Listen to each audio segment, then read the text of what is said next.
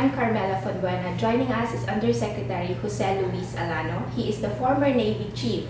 He is now the Executive Director of the National Coast Watch Council Secretariat. Hello, sir. You have a big project, the National Coast Watch Center. Tell us about it. Good morning, Carmela. It's nice to see you again. The National Coast Watch system is a project under this administration with EO57 as which was promulgated in September 2011 that establishes the National Coast Watch system. And with it, it is with a purpose of trying to address good governance over the maritime domain through a interagency mechanism which would collectively have all these different agencies perform their mandates in harmony. What is new is the center. The inauguration of a building which will house the National Coast Watch Center, and with it the facilities hopefully projectedly to have the necessary capabilities to have better maritime situational awareness, trying to establish that common operational pictures so that all the other agencies will be able to coordinate their actions together. Now, prior to this, most of the activities that have been happening in the interagency, in the maritime environment, has been one wherein the different agencies just perform their respective mandates. We're talking about the Navy, the Coast Guard. Yes, so you have the BFAR and things like DNR and the other agencies as well, customs and doing that. But in performing that, those agencies, a lot of issues were raised regarding it. And when we did an environmental scan of it, there was this a lot of overlaps. Particularly when something is the flavor of the month, everybody goes there. But more so, a lot of gaps. It's like the brain center for maritime law enforcement operations. It's what you have here is one that will be able to coordinate all of these actions, then have a common operative picture, and then relay it to the different agencies. In the context of growing tension in the West Philippines, this is very important. Yes, but just let me expound further, basing that the purpose really of the National Coast Watch Center is for maritime governance. And when you say maritime governance, it's more about the enforcement of laws.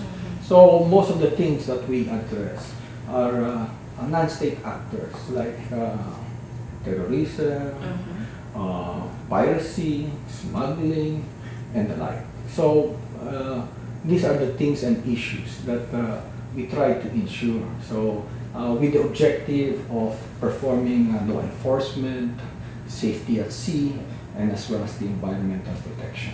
It also has the mandate to protect national sovereignty.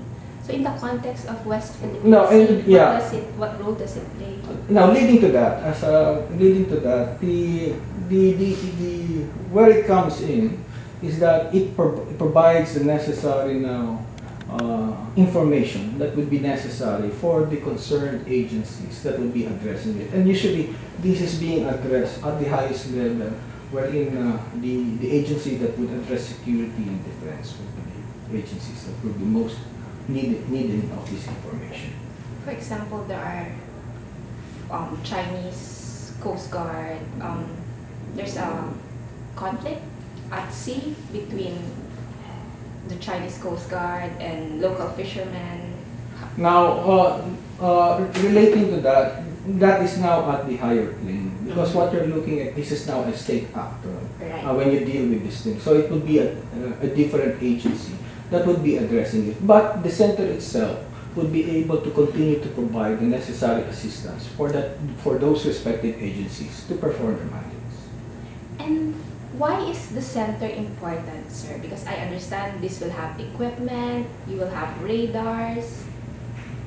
Can you tell us about this facility you're launching, and what can you do in the center that you weren't able to do previously? Again,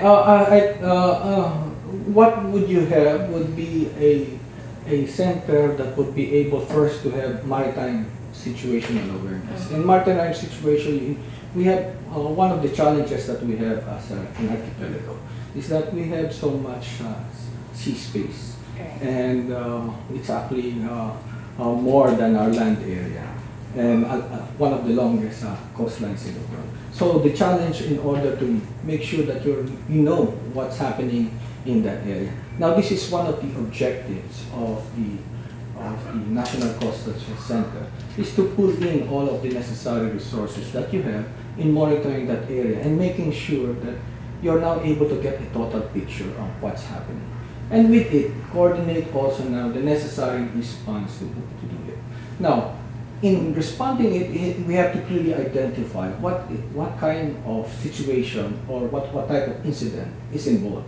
So is it illegal fishing? Is it smuggling? Is it piracy? Is it white trading? So there are respective agencies that are responsible to do that, but may not be there where the incident is happening. But you have also another agency that is present.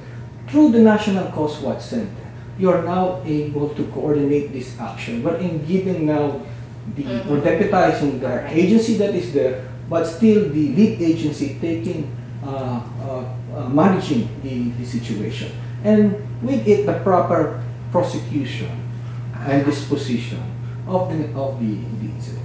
When it's a state actor involved, it's a different plane, you said. Yes. How do you come in? Say there's tension. No, in the West. primarily because our mandate is on governance. We try to ensure that everything is being done within the framework of law enforcement and good governance. Now, if the situation gets increases or heightens to become a crisis or something even higher, then it is we give it to the necessary agencies that handle this. For example, if this is just a simple search and rescue activity, then we take charge and over that incident. But if the situation becomes bigger, wherein it is caused by a disaster, like the case of Hawaii, then we give it now to the necessary agency, like this is the Disaster Risk Reduction Management Center. So we have a link up with them and then pass on all the information that we have to assist them, to include the necessary support units that they would need in order to perform the management. And you all go to the center? Is this like a situation room where you can see? Yes. What you have a place there where you can all coordinate with the different agencies having their licensed officers present or representatives present to coordinate their actions. For extreme case, have the president go there? No, we don't need to have the president go there, but we can link up. We can have a coordinated, what you call this, an organized management of information, wherein it can be properly linked to the president. So what we have here is a system and a venue where all the agencies can be present, unlike before when each agency can decide on its own what to do based on its mandate. Now you can sit together and decide what is the proper response to exactly. threat. So now you have the necessary lead agencies that will be present there, and he will be able to call the proper shots and how it should be executed. If I read EO 57, sir, it seems to me there will be more role for the Coast Guard in this entire system. This is an interagency activity, and all the respective agencies will have their respective role. What is included in EO 57? It is the Coast Guard will be the one that will head the interagency organization. What does this mean, sir? Because we've always looked at the Philippine Navy guarding the maritime waters, the 200 nautical mile exclusive economic zone. So what does this mean now? Just let me say, the purpose on why we place the Coast Guard as the head of the agency is trying to put the right person for the right task, or the right organization for the right task. And since the organization, per se, the National Coast Watch Center is a governance organization for law enforcement, safety, and environmental protection. then it's actually a law enforcement agency that would be best have that would steer the organization. And the Navy, although it has been there in the past performing law enforcement activities, this forms part of maritime security as part of the internal security operations to address the various threats internally. So this translates to delineating the role of the Coast Guard and the Navy too. Yes, wherein the Navy is more for defense and security, as well as addressing our national interests outside our territorial waters. Say there's a discussion, sir, of the Coast Guard going with the local fishermen to Panatag Shoal or to the other disputed areas. Is that going to be the direction? As far as these issues is concerned, these are still to be planned out.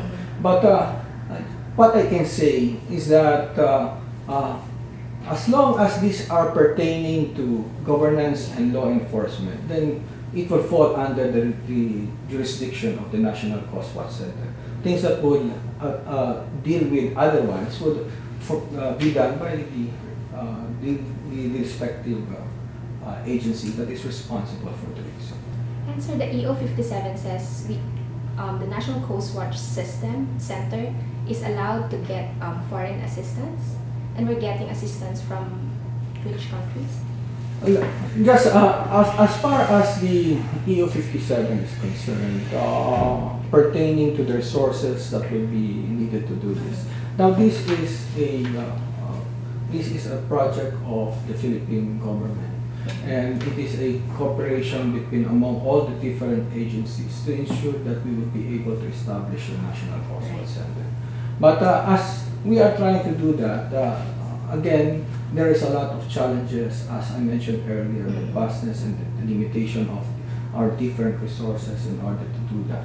And in doing so, there are common interests as well in the international communities that would like to give us and render us support to address common issues as we deal with transnational crimes, as we deal with smuggling, as we deal with drugs, as we deal with weapons of mass destruction. So there are a lot of other governments that have signified to support in the establishment of the National Coast Watch system, particularly in the capacity and the capability development of this. And yes, the United States is actually one of the major donors to the program. We are going to see state-of-the-art equipment because this is going to be. Yes, but let me control your expectations because this cannot be done all in overnight. Right. So we are in the stage of what you call on the developmental stage and have to do it on a phasing basis, on a crawl, walk, and run system. And that's my final question, sir. We have big ideas for the center and how it's going to be the brain center for maritime law enforcement operation. How long is it gonna take to put these systems in place, to actually coordinate, synchronize all the different agencies and come up with? Just let me say that we continue to pursue this effort as we find that this effort is essential to ensure the governance over our maritime domain.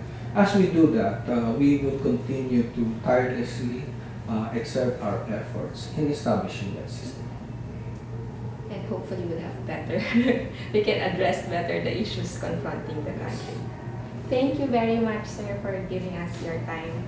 Okay. This is Carmela Fonbena on Rappler. Thank you for joining us.